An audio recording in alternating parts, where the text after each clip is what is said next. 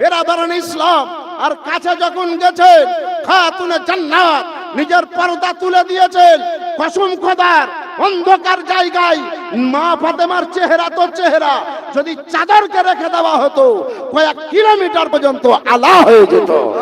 সুবহানাল্লাহ।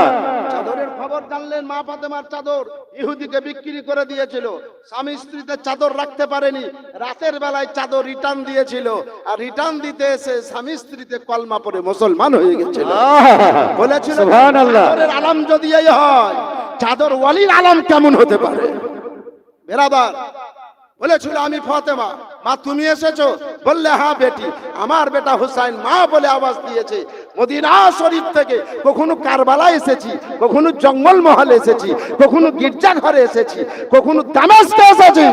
আমি আমার বেটাকে কথা দিয়েছি, আমি ফাতেমা, আমার হুসাইন পৃথিবী